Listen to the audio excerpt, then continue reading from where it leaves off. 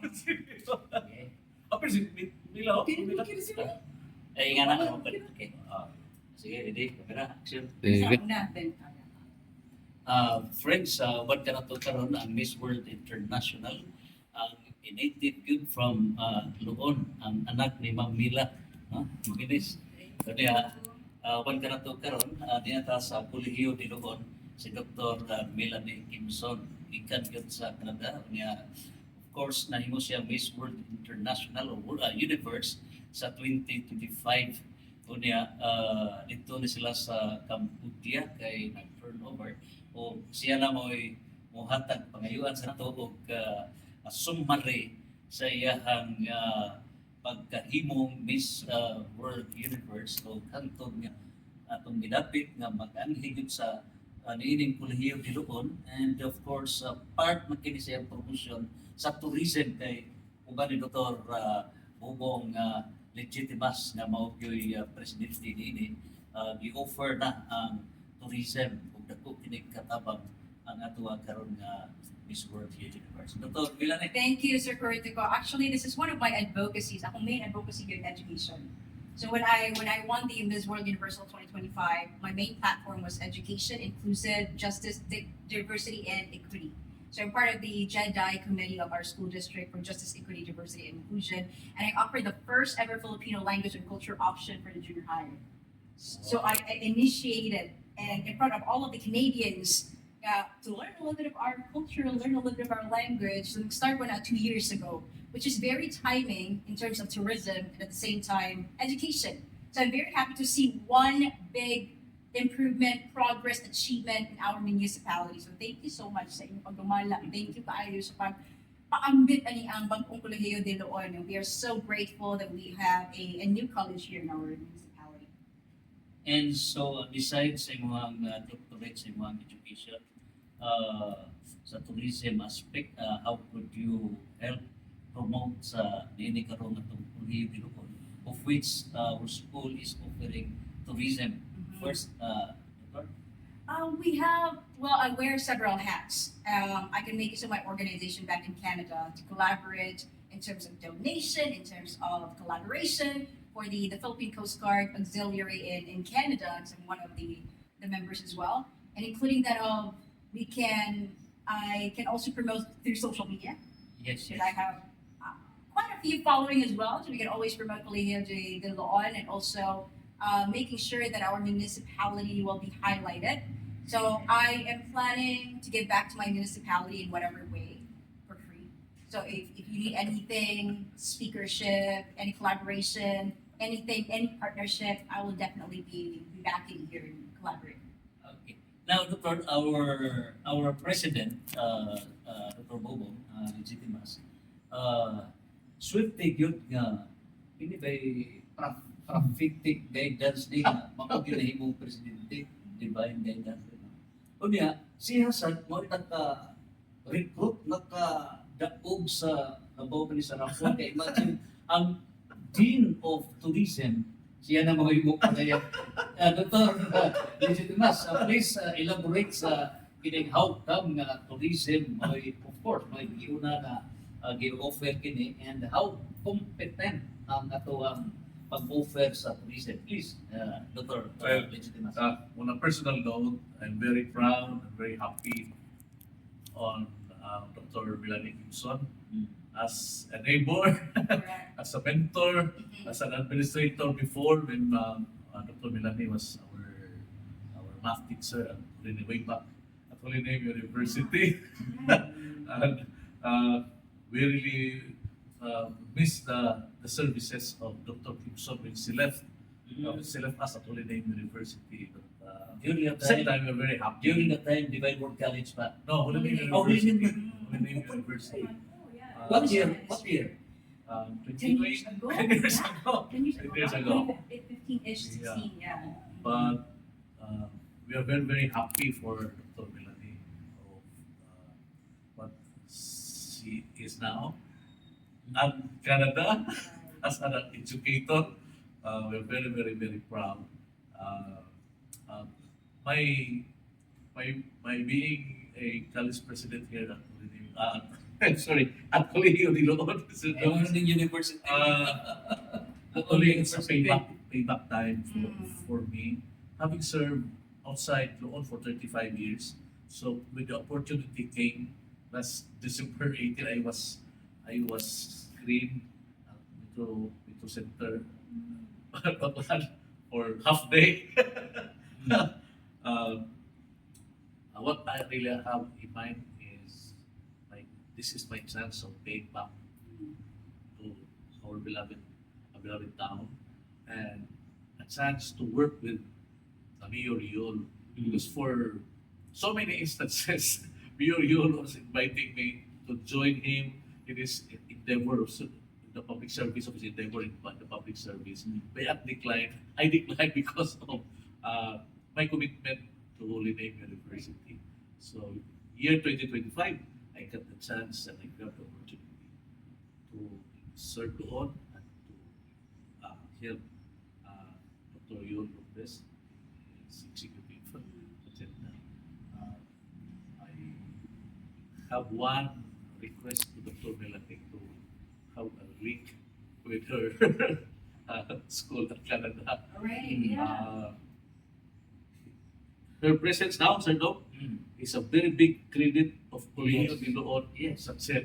Because Chen Doglan is encouraging, not encouraging, but mandating the different municipal colleges to have a link, international link, Okay. internationalization, internationalization. I could say that this Colegio de Leon is very, very lucky to have a potential link with the help of organization. No? Okay. The other colleges and municipalities, as they expressed during our meeting, gusto sama ng internationalization. So for internationalization, Doc, ano sa maimang pamaagi na in what aspect do you incorporate internationalization? Actually, because of the clamor or comments of other municipal colleges president, it's very difficult to Yeah. implement internationalization. So, Mm. so set lower standard. Okay. At least if we have faculty meeting and invited even online or Zoom, That is per, perfect. someone from the other country to talk about Internalization with that is already international. that is already One credit. resource, person. That is already credit Yes. for internationalization of The municipal first college. pioneer. So I'm sure we go beyond the minimum standard. Said yes. So yes, I am very proud of Dr. Melanie. Well, why tourism, Doc, of all the Uh, programs? accordingly, Dr. Because when the preparation for the establishment of Colegio de Leon was ongoing, Sir Dr. Ako sa Exina. So the committee told me it's the advice of Chen to have tourism management because it's very easy to comply. No costly laboratories, mga books, so tourism. So what I have in mind of Mel is since we started tourism management, maybe the succeeding programs will also geared towards management. Okay. Hopefully, we can call that cluster of management courses as Colegio de Leon School of Management. Then maybe we will open education, so another. Huli na sa mga master, etc. Yeah, we have already bachelor's degree, we can open master's degree. And maybe we can invite Dr. Melanie for an online class on Ay, master's anytime. degree. Kailangan niyo kayo na kailangan niyo po mga research, kailangan po sige, super, anytime. Sino kami? Ang sabi niya kung nagkuha, si Ma'am Clarita Paho. Gano'n nga namin retire. So ako siya gikuha as kana science and society, technology and society and subject Okay. / research coordinator. Perfect. Ano natin si Mapako? Dali mismo pa ako. Perfect. Big person ha? Johnny Mascarenhas also. Teacher na po. Johnny Yes, Mascarenhas. sir, Mascarenhas. So yun ang dire. Sa kay ito gibiyaan sa Madrid nga ethics. Ang So, good, the best. Retire si Johnny kay nagkatupan sa iyang wife. So, And the Dean of Tourism, pinagka-gilingig Dean of Tourism so from University we are very San Jose lucky Politos. to have the tourism management program head, retired Bachelor of Science Tourism Management Dean from San Jose Recoletos. Oh, okay. 30 years. Dr. Lumaco, 30 years of So he is joining you. Yes. Mga head sa tourism. So, it's Pinagka-top. taga-Talisay. Okay. Taga-Talisay. But Oh. the other program heads of tourism management courses at other municipal colleges were her students at USDR. So they were asking us, yung sabi niyo pagkuha na sa Lumaco. Kupol pa siya. Kupol. Yeah. Oh, it's a blessing. Focus. Yeah. And right now, tuwa siya sa pag-cover karon Okay. attending sila no, Vancouver. Sininya na mo dito. Canada. attending the graduation of her son. Ito naging kuwan. Her husband also is also a master's degree holder on hospitality management. Perfect. Perfect combination. And was the one instrumental of opening the mini hotel of San University of San Carlos. Perfect. Very, so I told Mayor at the experience, although they cannot come daily, but the output, Your presence, your expertise. expertise Correct. is more than reporting Very to work good. daily physically. Mm. So, So, na kayo mga teachers, so, instructors. we already have instructors. There's some kamot ari ka. for, Target lang for yun. discussion. Kada nagigiwat sa doc. Sa pwede na lang mag-session mo tomorrow, Tuesday. Or nagigiwat nila. All the best, yeah. The change supervisor told me early this morning. Dahil na sa kay release na namin yung permit. So, obvious na yun. So, imagine no, ang pagka-presidente ini, paghimon kay namoy pros and cons, financial aspect, etc. Nadaghana, so, diyan ay giplano si President Dr. Pilotos, no? Ay, wag ito yung naplanuhan. Pero na naman ito yung mga something, mga requirements, etc. With my heart, wag ko kay bawag na retired na eh. Wag ko kay bawag. So, nagpugong dughan, pinilidughan mo yung musulti. Nakakot sa labi. Yung Dr. Bugong Legitimas. Nga no, na-judges Miss sa Miss, dili Miss World. Miss, dili Tugon. Yung barangay. Ano yung mas kilaan, no? Oo, kami dito, may nagkasukod, me. Oo. Nagpinting sa tuwa. Oo, karon na karon. Oh, si Sir Bugong maoy mahimo president. Matuman. So, mao na to. Na wag gid ko mo personally, gusto ko makikita pero lisod man ito kita sa ano, lisod man kita.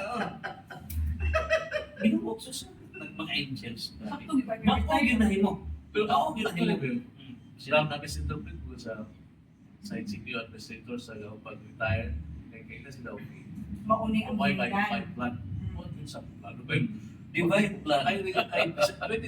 As early as 2023, decided ako na the following year was my last school year, 24-25, sa Holy Name University. Ay, consider sa edad. Kaya kung year of service ka, 35 years. Ito, Well, oh, so dito, Oh, yeah. dito sila mga, ako yan ka, sa how How- young sila are you? 60. 60. But when I was appointed as president, this was 59, although hinusot ko sa civil service, I was still 59. So, okay, itong desisyon yun na, sila mga bata, ayun, relax, ano? So, that's my, what yun ako, become my president sa government.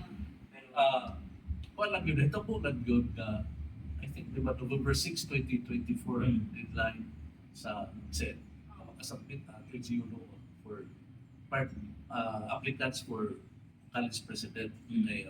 But once ma-appoint ang college president, tuloy-tuloy na sa other hiring position. Pero of the four, accordingly, sa committee, what na-disqualified ang for public President. because of the others, I understand. Mostly, experience of tertiary teaching. Minsan say, dapat na-teach mo ka not less than 5 years ago. But they have the doctorate degree. Nung katong si Dr. Filotos, as experience sa bulusot, wala siya kapulos sa iya PUR, sa iya doktorat. So, disqualified. Nangayo, malugit ang NGOs, instead of November 6, pwede mag-extend of November 29 ang deadline sa submission. So that's the time na i-communicate sila ang HR na. Pero wag po sila una-una na ako may apply. Pagpatabang na sila sa who would qualify for what. So, dito ko yun ako na. Sila plano nga. Apil na tayo una-una. Ano kong luro? Kisa ba na? And that would come. So, kayo, ang ilang communication, dito ko lagi yun. Ang combine. So, kahit mo ba nila, mga may lang po, retire, investment, retire naman na ko rin. Ingo siya, Why not? Why not? Ikaw ang apply sir. Correct. Una-una na, ito, hiso na sa pamuna-una ka, this is my chance of paying back mo. Correct. Grabe din. Kadugo mo mga buhay. Perfect Ulan sa, timing. yung ulan sa si Dr. yun, bumalik mo ka mayor, kasi mo yung mga muna o mayor. So, all the chance na problem. So, he, apply ko, exactly that time, sa October ito na tubig, nagpali-accredita sa Pasko. Gido nga, grabe yung experience sa katutuwigan. Grade school, junior high, or senior high. Gido nga, nag-accredita na kabuhan. So, itak yan po mga poverty bisiya, pero naitak yan po mga credentials. Timing sa tayo. Grabe din, di ba? Pag ikaw yung reason ka, sir, ikaw na-apply sir, kasi sa i-comply na, yanay ang other po i-comply for civil service, pero kanisa sa food set, ano ba, pumanta. So, I submitted November 27, so no, ang deadline is November 29. No? I submitted afternoon of November 27, pagka 28, i-relay ang communication na, okay ang imong application. Sir, you are scheduled for screening on December 18 at ito September, the whole morning. Sir, na ko yung nakuha ba? Sige, ang history ini, sige ka postpone. Sige ka postpone. Ano sa kailangan. Karoon ako nakabantay.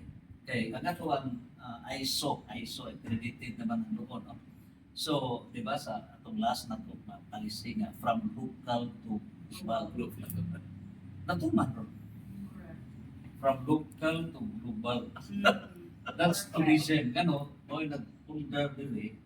Kunya, ganong di August 17, mo'y opening, August 17, timing kay God controls time. Okay, 7 is perfect. 10 kabukitan, 17 mag-open. So, ito kadlaw from local to global. Okay. For pictorial, Victoria.